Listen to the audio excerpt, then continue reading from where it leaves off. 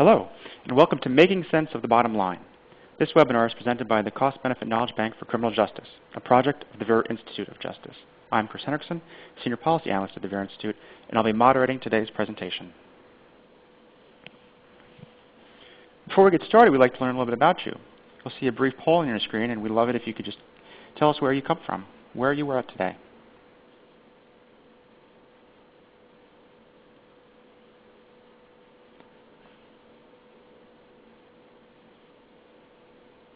Just about all the responses are in. We have majority of folks coming from government, as you can see. Good contingent from nonprofit and several from other. Just a couple more seconds and I'll close the poll. Terrific. Thank you so much.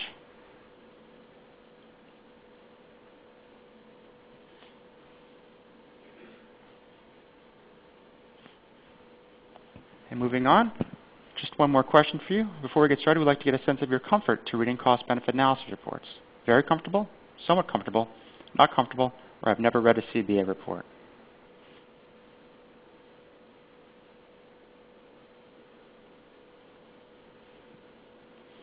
Just about all the responses have come in now. The vast majority, well, maybe not the vast majority, but half folks are somewhat comfortable with CBAs.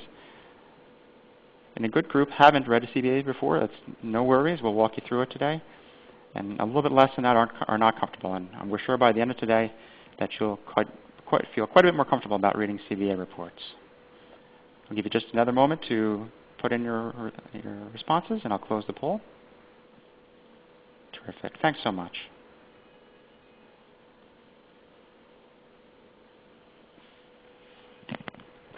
In today's webinar, we'll walk you through a structured framework for reading cost-benefit reports, and we'll teach you to identify the key details of a cost-benefit analysis.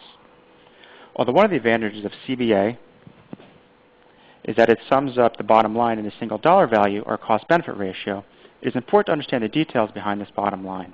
There are a lot of data and assumptions in every CBA, and it's critical that the reader understand these details when using a cost-benefit analysis to weigh the pros and cons of a policy decision.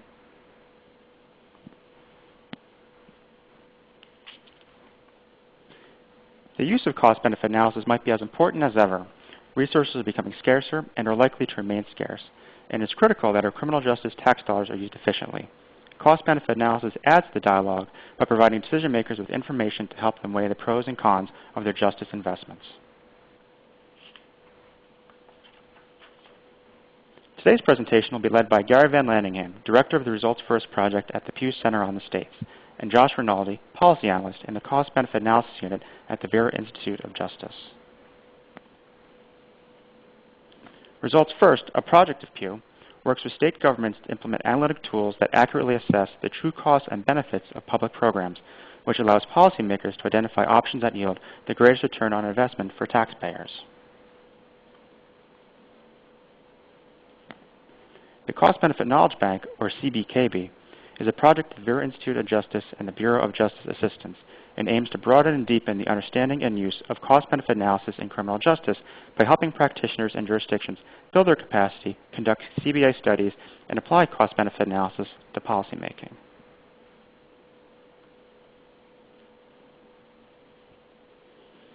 In today's presentation, we'll begin with a brief overview of CBA basics before we walk you through a 4-step guide to reading CBA reports. After a brief recap, we'll then take your questions towards the end of the hour.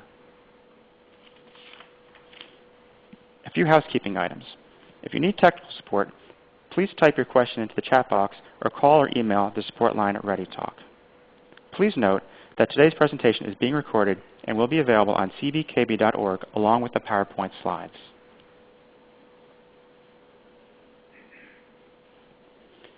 Please note the chat section on the left side of your screen.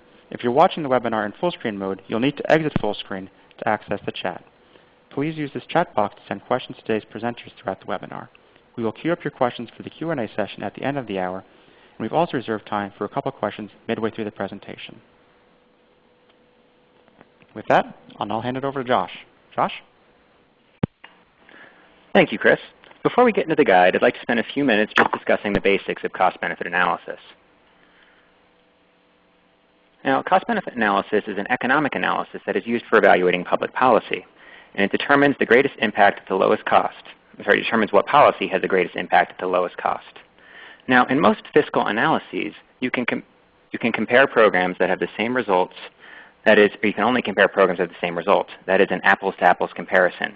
Now, the strength of cost-benefit analysis is that it monetizes a program's results, it monetizes a program's impact. And with these monetized impacts, you have dollars as a common denominator, which allows you to essentially compare apples and oranges. This is important when you consider things like a government that has to decide between more police on the streets or more teachers in the classroom. A cost-benefit analysis will help the government decide which option provides the most overall benefit. And finally, a CBA allows policymakers to estimate cost and benefits into the future. Now, a quick description of the cost-benefit process in 5 steps. First, you want to determine the impact of the initiative in question. It is necessary to know the impacts of a program to conduct a cost-benefit analysis. Part of a cost-benefit analysis is determining which perspectives to include. A CBA measures the net impact on society, and more perspectives provide a comprehensive view. Then, you need to measure the cost and benefits in dollars. Then, you want to compare those costs and benefits. And then finally, you want to test the reliability of the results. Now, during this webinar, you will see several common CBA terms. We opted not to shy away from these terms, as you will see these terms when reading cost-benefit reports. We will do our best to describe the terms as they come up, but feel free to visit our glossary on cbkb.org if you don't understand something. And with that, we'll get into the guide for reading cost-benefit reports.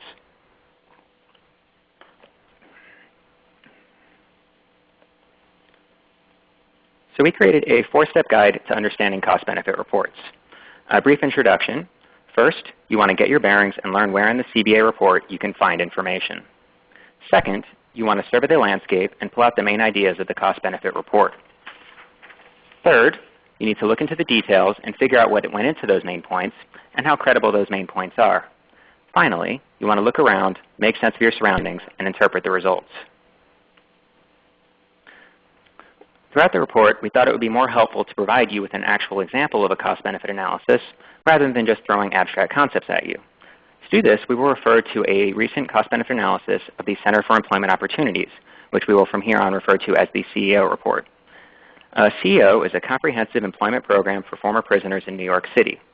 It provides temporary paid jobs and job training to improve participants' chances in the labor market and thus reduce the odds that they will return to prison.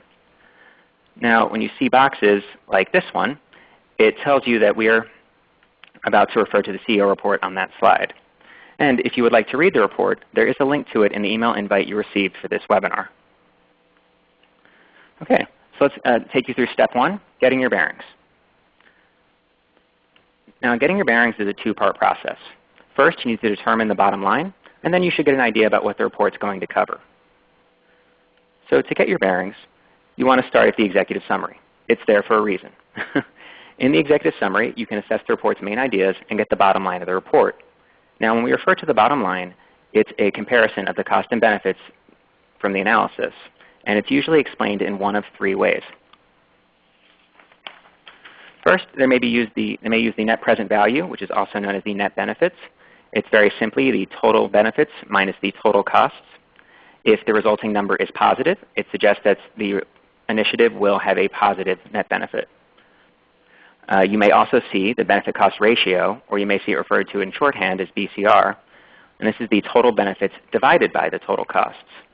The BCR is generally explained as you will receive X dollars in benefits for every $1 in costs. Finally, you may also see the return on investment, which is similar to the BCR. The return on investment, or ROI, is the total benefits divided by the difference between the total benefits and the total costs. Now, feel free to visit cbkb.org for more information on reporting results. Now, let's take a look at CEO's bottom line. As you can see here, CEO uses both net benefits and the benefit cost ratio. As I'm circling here, the program has a net benefit of $44,100 per program member, and it generates between $1.26 and $3.85 in benefits per $1 of cost invested in the program. So the second part of getting your bearings is determining what the report is going to cover. Now, the executive summary may also include a brief breakdown of the cost and benefits that make up the bottom line and how they were measured. Now, it's important to note that cost-benefit analyses rely on assumptions, and the executive summary may discuss some of the major assumptions that the report uses or any key points of uncertainty in the analysis. This will prompt you to look for more information about these assumptions as you read through the report. And then finally, the executive summary may also give you an idea of what's omitted from the calculations. Now, it may sound obvious, but after the executive summary, take a look at the table of contents. The table of contents tells you where you can find the methods, data, limitations, and more information about the analysis. After the table of contents, go ahead and skim the report and keeping an eye out for section headings and tables. Finally, if there are any appendices in the report, they are a repository for information. Now, I will hand things over to Gary, who will take you through step 2. Thanks, Josh. In step 2, surveying the landscape, what we're really doing is taking a look at the CBA and how it is doing what it's trying to do, which is essentially to predict the future, what would happen if we implemented a policy, or what the impacts, long-term impacts of a policy that's being implemented are likely to accomplish. And in doing that, there's always going to be a variety of data that the study is going to be using to make those predictions, and it's going to be subject to some methodological limitations and some various perspectives in terms of what it considers in making those predictions and what it doesn't consider in making those predictions. So in thinking about whether it's doing a good job, there's really 3 key questions. What data is the study using to make its predictions? What is it really taking a look at when it is trying to determine what the impact of this program is likely to accomplish? What perspectives did it include in making these predictions? How broadly did it look? And what is the breakdown of the costs and benefits that this determination produced for us? In terms of the first issue, there are several critical factors when you're thinking about what a CBA is trying to do. How recent is the data? Obviously, what a CBA is trying to do is to predict future events. So if it is doing that with recent data, those predictions are going to be more accurate than if it's using old data. So if the CBA, for example, is using data from the current year or last year, it's going to have a better baseline for predicting future events than if it's using information that is 5 or even 10 years old. Also, it's important how specific the data is to the jurisdiction. Frequently, a CBA is trying to predict what is likely to occur if a program is implemented either in a jurisdiction or sometimes in a broad jurisdiction such as a state. So obviously, if the data that is being used to make those predictions is specific to that city or county or state, it's more likely to produce reliable results than if it's being interpreted from national data or data from a jurisdiction that looks very different than the one that the CBA is predicting on. And also it's important to look at how the costs and benefits were measured. You want to be using very reliable ways of measuring those costs that will produce valid concerns and valid predictions.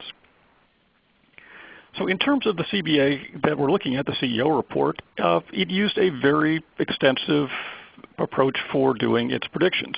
It was based its predictions on a 3-year random assignment study, which looked at what the program is likely to accomplish, and that was a very sound research design.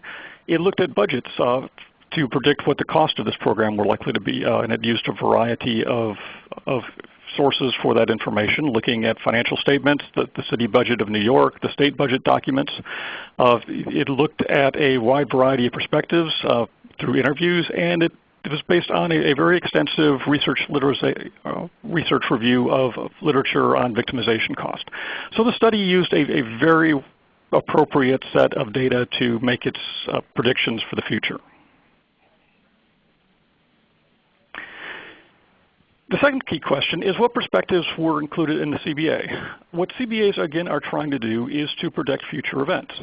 And in any prediction, you can't look at everything. That the question with a CBA is it looking at enough perspectives to give a broad prediction of what a program is likely to accomplish?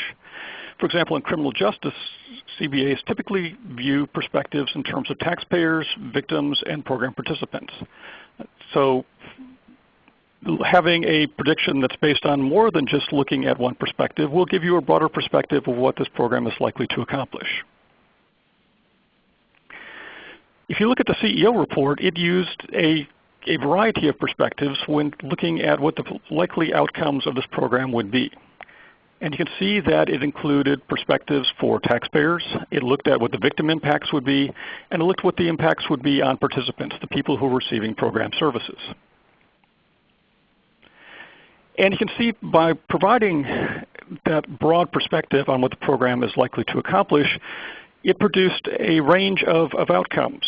Looking at taxpayer benefits, it said that almost $4,100 of the benefits would be for taxpayers because people who went through this program were less likely to reoffend. It has some predictions on victim benefits. These are people who would no longer be affected by crimes because the offenders who are served by this program would be less likely to offend. And the participants also receive some benefits. So if you included all of those additional benefits, you see that the net benefits for this program came out to be about 20% higher than they would have been if the study had used a very narrow perspective focusing only on taxpayer impacts of the program. It's also important to look at how the breakdown of costs and benefits are included. And the data that you're looking at will help you identify whether you think the study did a good job of doing this. For example, what this study looked at was a variety of impacts this program is likely to accomplish. It looked at the impacts for the criminal justice budget, but it also looked at, when you're looking at participant benefits of going through this program, the earnings that people who went to this program were likely to achieve, the tax payments that would be returned to taxpayers because of the higher earnings of these people, and then the other values that this program was likely to accomplish. So what this tells you is that this CBA looked at a wide variety of perspectives and did so in a good amount of detail. And because it did this, it gave you a wide range of benefits that really looked very comprehensively at what this program was likely to accomplish. So a reader looking at this report would likely walk away with the idea that this study used good data, it used a wide variety of perspectives, and it was able to predict in a reasonable amount of detail what the widespread outcomes of this program would likely be for society as well as program participants. Let's take a moment and see if people have any questions at this point of the presentation. Thank you so much, Gary. If you don't mind, I just want to get back to something you said earlier when you were talking about measuring program impacts. And you said that this particular report, the Center for Employment Opportunities, there was a 3-year random assignment evaluation. I think you said that was a pretty sound evaluation approach. Could you talk about what other types of evaluation techniques might be used or might be found in a cost-benefit study that our readers or our listeners today might see when reading CBA reports? There's a wide range of methods that CBAs may be using to predict outcomes. And obviously, a strong CBA will use very strong methods. What this study did really was to focus its predictions on that one study. Sometimes you'll see a CBA, and what they have done is they have looked across the literature and maybe found 5 or 10 studies, evaluations of similar programs, or this program in other jurisdictions. And through a meta-analysis process, it used the combined effect of those evaluations to predict what a program would be likely to accomplish in a new jurisdiction that is considering implementing this program but hasn't done so yet. So there are a variety of ways that these predictions can be made. And the key is to make a determination whether you think that the methodology that this CBA used was appropriate and gives you a strong basis for the cost and benefit streams that it's predicting.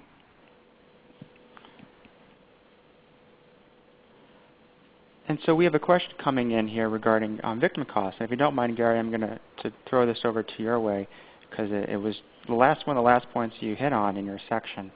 And our listener says it seems difficult to capture the cost of some perspectives, for example, the cost of victims. And I was hoping you could maybe speak for a couple moments about some of the methodologies that are used to cost out the cost of victims and why it's so important to include that perspective in CBAs of criminal justice policy. If you think about criminal justice policy, the reason that we have prisons, for example, is really twofold. And the reasons why we have criminal justice systems. First, we want to sort of punish people for the wrongdoing. But second, we're also trying to safeguard society by preventing these people from reoffending. So if we're thinking about a program that is likely to reduce reoffending by people when they are released, it's one thing to think about, well, here's what the benefits would be for taxpayers. But that would be too narrow of a perspective because we're also trying to keep society safe. So what a CBA in this case is trying to do is to put a dollar value on what that public safety is worth to society. And obviously that's kind of a controversial subject, but there's been some very strong research over the years that have looked at things like jury awards, medical costs, insurance company payments, things like that to start to put a dollar value on what the cost is of a victimization. So if someone is robbed, what damages do they really suffer? And this research has been able to look very deeply at that area, and it has come up with predictions which, while they'll always be somewhat controversial, give us a much more structured way of thinking about what the impact of programs can be from a societal perspective than simply looking at the cost of freeing up a prison bed. Terrific. Thanks so much, Gary. There's a few more questions coming in. I'm going to hold on to them until the end of the presentation. One of the ones that just came in most recently is actually extremely difficult to answer, but it's worth sort of asking mentioning to the group is, is there a dollar value estimate for the cost of having a drug-free baby born to an addict? And there's all sorts of costs and benefits that need to be evaluated. Some are harder to monetize than others, but they're all important. And I think as where you're getting to in your last section, Gary, is that it's important to be as comprehensive as possible with your perspectives. There's a lot of great economic literature out there on the price of victimization. A lot of that information can be found on the CBKB toolkit at cbkb.org. But the aim of a CBA is to look beyond the taxpayer government budget and to get that broader societal perspective. So please keep sending on your questions. I'm going to hand it back over to Josh, who will take you to step 3. So Josh, take it away. Thank you, Chris. Now, by this point in reading the report, you've identified the key parts of the analysis. You know what the costs and benefits are. You know where they came from, but your trip is only half over. So we'll take you into the third step, looking at the details. Looking at the details is a 4-step process. First, you should identify that the report uses marginal cost, which I'll describe momentarily. You should identify the time period that was analyzed in the report. You should identify the discount rate that was used in the report, and I will describe the discount rate momentarily as well. And then finally, you should consider any impacts that were not monetized for the analysis. Now, cost-benefit analyses use marginal cost or marginal savings when they estimate cost and benefits.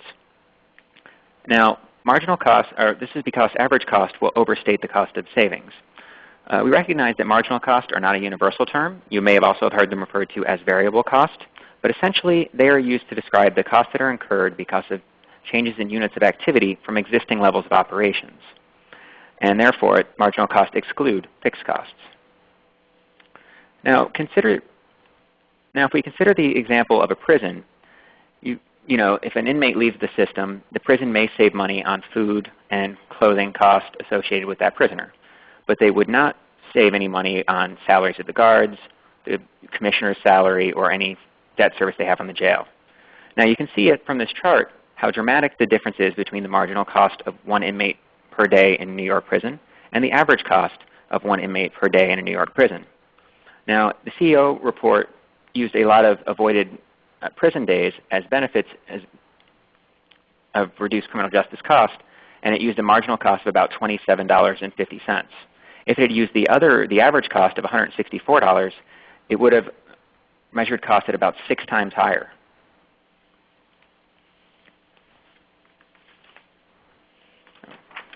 Oh, I skipped ahead just a little too soon, but one last thing to consider on marginal cost is that a CBA will often walk you through its methods for calculating marginal cost and tell you what they included in the marginal cost, and more importantly, perhaps, what they did not include.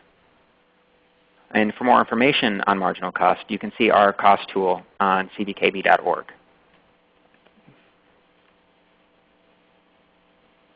Sorry, I'm on the right slide now. One of the benefits of a cost-benefit analysis is that it can account for the long-term effects of a policy. So consequently, a CBA report should be clear on how long costs last and how long it will take to experience the reported benefits. And this is important because the benefit of social programs may accrue over several years. So let's take a look at what time period was used in the CO report. As we've already mentioned, the CBA and the cost-benefit analysis of the CEO report used a randomly assigned study to follow participants for 3 years and measure the cost of benefits associated with the program. So therefore, the time period the CBA used was 3 years. In year 1, they collected the measure of the cost and benefits while the released prisoners were in the program. And then during years 2 and 3, the post-program years, they were measuring the benefits that accrued to the program after the program ended. Okay, now let's talk about discounting now. And discounting is important because as the CBA measures cost and benefits for several years, it is a standard approach to discount monetary values to represent a common year. Now, discounting is a method that suppresses the value of future dollars to provide a more accurate assessment of an investment's economic impact in the future. The reason for this can basically be described as that money today is worth more than money next year. If for no other reason that you could take that money today and invest it and get the interest on the investment at the same time next year.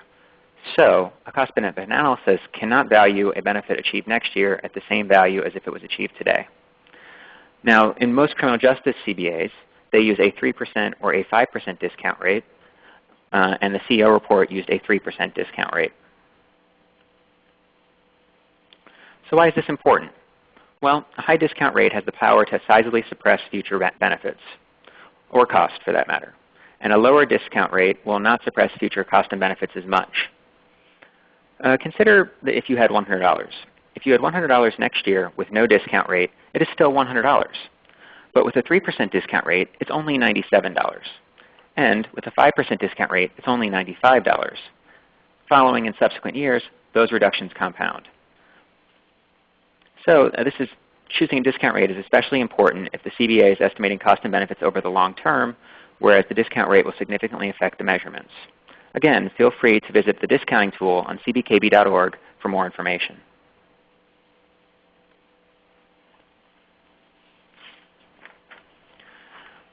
Now, for various reasons, researchers cannot always accurately assign a dollar value to all the impacts that result from a policy. Lack of data is a common reason that an impact may not be monetized. However, the report may discuss the impacts qualitatively, even though they were not monetized for the purpose of the CBA calculations. And doing this qualitative discussion of these impacts is sort of a way of the authors being clear about what is and isn't included in the CBA calculations. Okay, terribly sorry about that. We had some technical difficulties here. So we will try to go ahead and start on the slide that we were at, which is that the CEO report states very clearly that it only considers impacts that can be easily monetized in its calculations. It gives you a long list of potential benefits that it could not monetize, but it thinks probably result from the CEO program. One of these benefits that it doesn't monetize, it believes that program members will have increased quality of life as a result of being in the CEO program. Well, why bring it up at all? Well, as you can see, the CEO report, I think, said it best, was that if they had excluding these factors may increase or decrease the net benefits. So it's just something to keep in mind as you read the report further. And now I will hand things over to Gary for step 4, making sense of your surroundings. Thank you, Joshua. There's several things to keep in mind when you're thinking about the overall report, and that really is taking a look at what limitations and uncertainties are really intrinsic to what the study was doing. Because there are uncertainties in everything, sometimes even doing a webinar. But as a CBA is really trying to predict the future, those predictions are always going to be subject to some methodological uncertainties, to uncertainties because of the range of estimates that we're using to make the predictions. And they're also going to be subject to some limitations. And you have to keep that in mind when trying to come up with a bottom line of what the CBA is really trying to communicate to you. In thinking about uncertainties, what a CBA is trying to do is, again, to predict the future. What will happen if this program is implemented or expanded or put into a new area? And it's using a variety of estimates and assumptions when making those predictions. And there's going to be uncertainty in all those assumptions. And because there is uncertainty in how those benefits are being computed and the costs are being computed, then the bottom line results are going to be subject to some uncertainty as well. There's a couple of ways that CBAs will frequently try to address uncertainty. Most of them will do some form of sensitivity analysis. And what that means is it is changing some of the point estimates that it's using in making its predictions, and then seeing what the impact that that change will have in the bottom line results it's producing. And this can be used to present a range of results, saying that this study or this program is likely to achieve outcomes from X dollars to X dollars in terms of results. Some CBAs will also do Monte Carlo simulation, where they will use a statistical technique to vary a number of parameters in the study, and will run that analysis many times, sometimes up to 10,000 times, to see what the overall probability distribution of results is likely to be. And they may be presenting something that would look like there is only a 5% chance that this program, if implemented, would not produce net benefits to society. When looking at how the CEO's report dealt with sensitivity analysis, it says that it tested them by comparing the benefits from what they predicted to using worst case values. And then it ran the analysis again using those changed estimates. And we can see from the report that that did give us some differences in terms of what it predicted. So the report has this table in it, and this looks similar to the table that we showed you just a minute ago, but this set of predictions is based on that worst case scenario of estimates. And this would be worst case in terms of a lower graduation rate, lower earnings, a lower percent of people who went through the program who were able to obtain employment. Basically just looking at what is the worst outcome that this program is likely to achieve. And then it shows us what the results would be under that different scenario. And we're seeing that it does produce a range of benefits, but this range of benefits is substantially lower than what we were seeing before. But even with the worst case scenario, the report is able to show that the study, that this program would still produce net benefits for society. So what the sensitivity analysis showed is that basically on an average implementation program in a jurisdiction, this program would produce fairly positive benefits for both taxpayers and society. But even if we change some of those estimates to the worst case that we can imagine, this program would still produce benefits for both taxpayers and societies, indicating that this really is a good investment risk for policymakers to invest in. Another thing to think about when evaluating reports is what limitations are is the study subject to. And any study is always going to be subject to some limitations. As a researcher, you can't think of everything. You can't put a value on everything. There are certain things that you can and can't do in a reasonable study within the parameters and the resources that you have. And it's important for a CBA, as any good research paper should do, is to discuss what limitations it identified when it was conducting the research. And the CBA report did identify some limitations in its scope, and it identified 4 of them. The first one that I want to mention to you is it said that the maximum savings that it's predicting would only be achieved if the state were able to close some prisons, because part of this prediction, the benefits for this program would be that people who went through this program would have a substantially lower risk of recidivating, meaning that they would not go back into the state prisons. Well, if the state was unable to close a prison because either other things were going on or the number of people going through this program was not as high as expected, then the savings were going to be substantially lower, because a good chunk of the savings from this program and the predictions of the CBA were based on that assumption.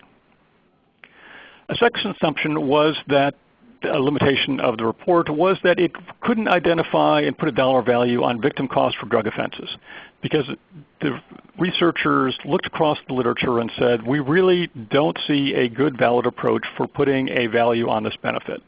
So even though they predicted that this would be a positive benefit from the program, they were unable to factor in a dollar value for that when making the predictions. What that means for the reader is that the report probably understates the value of this program, because there are positive benefits that it will achieve, but we simply couldn't put a dollar value on it. So what's the bottom line in thinking about this report? Again, limitations both in methodology and in what we can put a dollar value on are part of any study, and they're certainly part of any CBA. And any CBA and any long-term prediction is going to be subject to uncertainty. It's important to think about that to make your own determination of whether you feel that any CBA report did a good job of assessing uncertainty and assessing limitations. But again, this is something that you're going to have to make your own assessment on. Another final thing to keep in mind when you see a CBA that says it's going to produce X benefits for taxpayers or X benefits for societies is that isn't necessarily something that you can bank on. So if you're working in a budget office and you see a report that says, if we invest dollars in this program, it will produce benefits for taxpayers. Keep in mind that policymakers may not always choose to use those dollar savings when they're achieved for the purposes which the CBA is assuming. So for example, even if in the case of this report, that the program was able to achieve substantial savings and the state was able to reduce the prison population sufficiently enough to close a prison and to achieve the savings that it's predicting, policymakers may use those savings for other purposes. They may use them outside of the criminal justice system.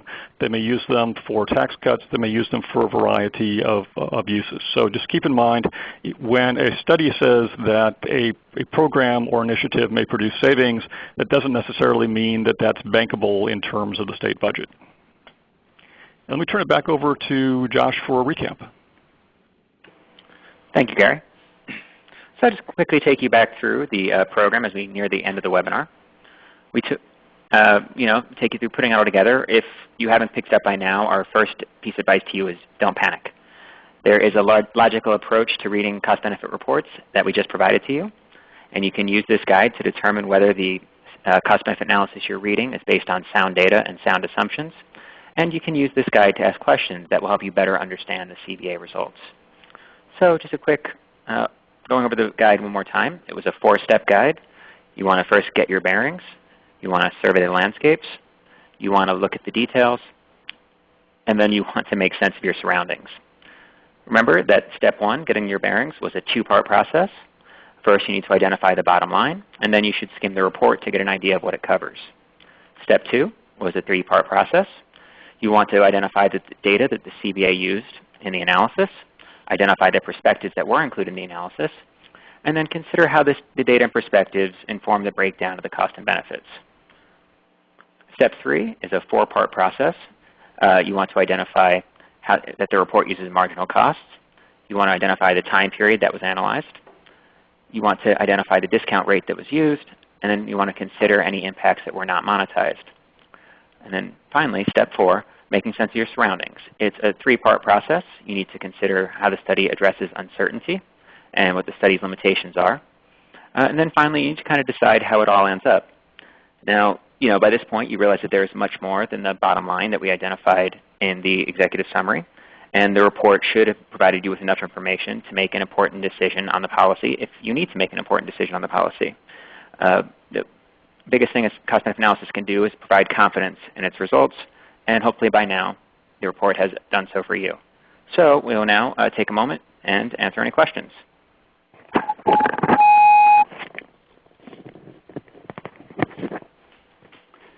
So thanks so much, Josh. You mentioned don't panic. I think you guys did a wonderful job of not panicking. I want to thank all of our participants today. We have nearly 170 folks, and even during that portion of the webinar where we had that little interruption, I think only a couple actually left the webinar. So we're very grateful to all of you for bearing with us. We have a few questions that come in through the course of the hour that we'll get to, and I'll be directing these to Gary. I'll answer a couple myself, but directing them to Gary because I'm using Josh's headset now. The first question that came in a little bit earlier in the hour was, with respect to the CEO study, this person wanted a little bit more details. So what do they measure? How many survey responses, or the number of people who went to prison, and how do you put a dollar on human dynamics? And the trick here is the way this cost-benefit study worked is it was a randomized controlled trial, the CEO study. And so half the folks took up the employment program, and half the folks were control group that did not, but liked that treatment group in every other way. And so through the randomized control study, they measured the impact, and that impact on future recidivism. So what is the difference in the number of folks who are rearrested, are reconvicted, who go to jail and whatnot. And it is a difference in those two that are monetized to assess the cost-benefit results. A question came in shortly after that I'm going to direct to Gary, and that is CBA most appropriate for programs such as the CEO program that we've been describing, or can it assess other types of justice policies, for example, changing sentencing laws or changing felonies to misdemeanors? Gary, what's your take on that? CBAs, I believe, can be used to assess a wide range of issues in criminal justice. Sentencing policies, to the extent where there is a good research basis to be able to predict. For example, if we are diverting low-risk drug offenders from prison and treating them in community, you can use baseline recidivism studies to say, here's what happens currently with the way that we're treating this population.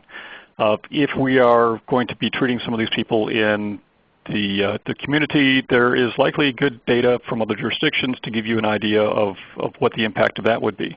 So I think that there are a wide range of applications for cost-benefit analysis throughout criminal justice. And I think that if we look across what people are doing in different states and different jurisdictions, we'll find a lot of examples of how people are using this approach, because it really does give us a way to comprehensively assess what a intervention is likely to accomplish, and then really coming down to a bottom line of can we predict with enough certainty to say, from a taxpayer perspective, from a policy perspective, is it something that it makes sense for us to do?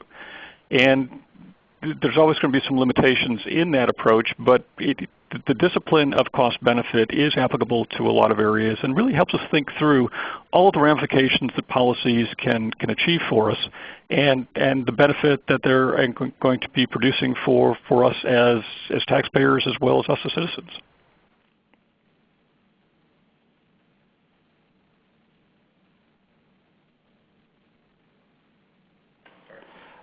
Thank you very much. Another question came in that was more specific to the cost-benefit of CEO. And for the worst-case analysis, the question is what was the data? And there were a few variables that were modified for the quote-unquote worst case. But for example, one of the data points that was changed is the marginal cost of incarceration. And CEO was found to have a significant impact on reducing use of prison.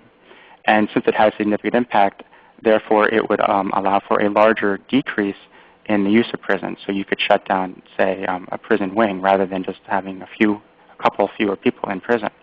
Therefore, the marginal cost, or the savings in this case, of each inmate is much higher. Now, one of the variables they swapped out was that marginal cost. And they said, well, instead of closing down a wing, which had a marginal cost of about $47,000, they said, well, okay, what if we just use the inmate-specific costs for food and medical and whatnot, which is just $10,000 per inmate. And that is an example of one of the variables that was changed in the sensitivity analysis to show the worst-case scenario. Therefore, swapping out one assumption for another to show what is the lowest that benefit-cost ratio could be. I have a question coming in here, and I'll hand this off to Gary. And with the goal of CBA being the comparison of alternative programs, what advice would you give for comparing the results of analyses with different scope or method or assumptions? Different CBAs will always use somewhat different approaches, and that's one of the things to keep in mind. You can have two different studies of the same program, and they may produce different results because of the differences in the data that they're using, the differences in assumptions, the difference in perspectives that they're using. So you really have to take a critical eye to CBAs. One of the things about CBAs is it is still somewhat of an art as well as a science. And there has been some effort nationwide to come up with a better, sort of more standardized way of approaching them. But you will always see some differences in how different CBAs are approaching those key factors. So if you see different CBAs, that's why it's so important to consider the factors that we talked about today. What data are they using?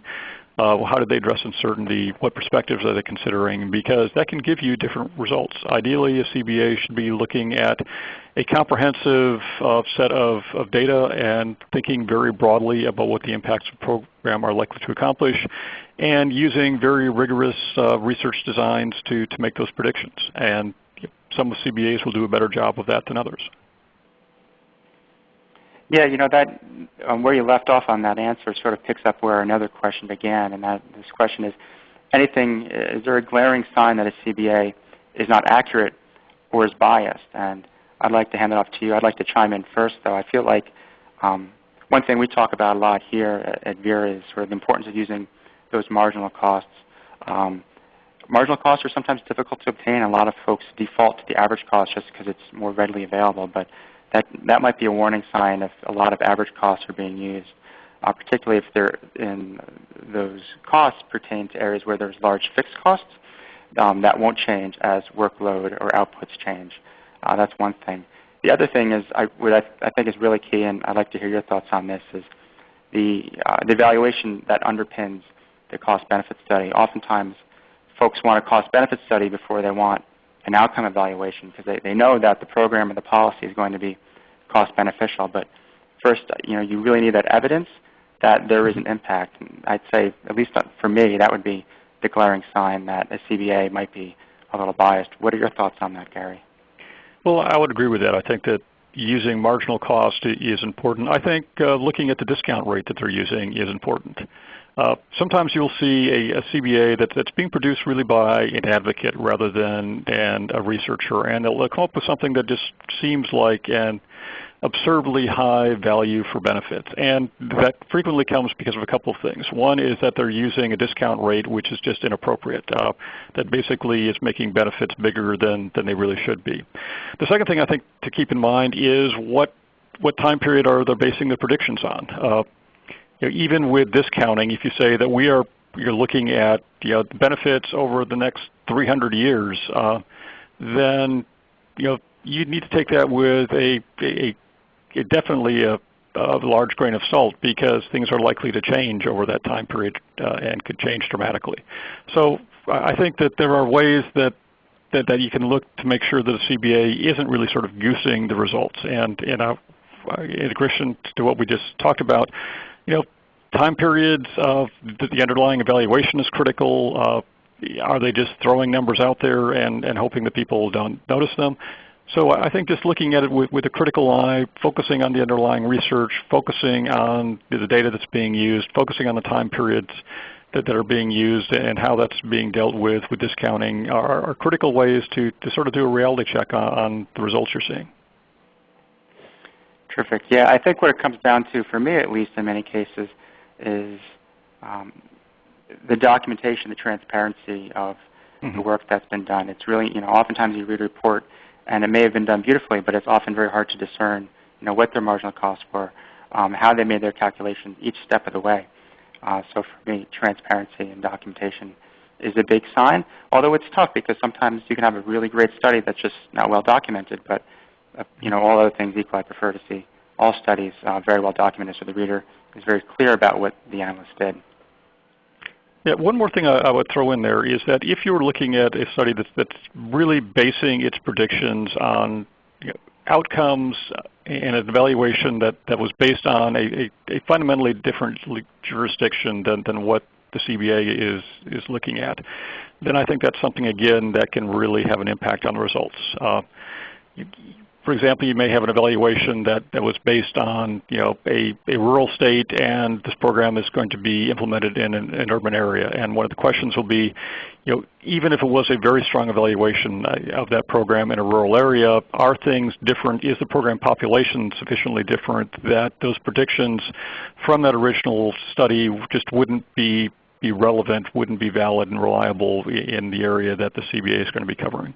You can really take a look at what the cross-cultural and the cross-demographics are of the underlying research. Terrific. I have just one last question here before I take us out, and it comes in. The question is, don't you have to compare the benefit with the cost to determine if a project should be persuasive relative to other projects? And I hope we've been clear about this all along. Oftentimes cost-benefit is sometimes perceived to be just about the costs and the cost avoidance or cost savings, but it's really about those benefits to society. And I think this is a great point to take us out on. Gary, would you mind speaking a little bit about sort of the importance of benefits in cost-benefit analysis, and not just about taxpayer savings. It's not just about the budget. It's about the benefits of society at large. Well, that's a critical point. And if you think about why we do public programs, in many areas it's not simply because we expect that this is going to produce an immediate positive return for citizens. For example, we don't create early childhood programs for children with the expectation that they're immediately going to go out and get jobs when they're 6 and become taxpayers, and within 3 years we'll get the money back that we put into those programs. In many areas we invest in things because they will produce long-term benefits for us, and so it's important to keep in mind what all the benefits of the programs that we are funding as taxpayers are likely to accomplish. But that's very important in things that have diffuse impacts, such as libraries. We fund libraries for a variety of purposes. That they help educate the population. They're a meeting place. They foster civic engagement. There's a lot of potential benefits of doing programs. And what a CBA is trying to do is to look very broadly at what those benefits are and trying to see whether we can come up with a common way of comparing them. So when we're trying to make a decision of whether to do X or Y, we at least have a common language to talk about and a common way of thinking about what the investment really is and what it is likely to achieve for us as a society. And that's what a CBA is really all about, is thinking about what the benefits of a policy is likely to be, coming up with a way of measuring those as precisely as we possibly can, and then using that to help inform the decisions, recognizing that policymakers will also bring a variety of other values into a decision. Terrific, terrific. Thanks so much, Gary, and thank you so much for your time today, Gary and Josh. Before you close out today, we ask that you complete the evaluation form before you log out of the webinar. There are questions about not only the webinar today, but we'd also like to hear your thoughts on other topics that you'd like us to discuss in the future. Please also visit cbkb.org for information on this webinar and all sorts of other materials. Thank you again to Gary VanLandingham and Joshua Rinaldi. They'll be happy to take your emails. Again, this PowerPoint presentation will be on cbkb.org so you can obtain this information. We refer to a couple sources throughout this webinar: MDRC's More Than a Job, Final Results of the CEO Program, and Josh briefly mentioned the price of prisons. This has been a webinar of the Cost Benefit Knowledge Bank for Criminal Justice and is supported by the Bureau of Justice Assistance. Thank you all for joining us today, and have a great day.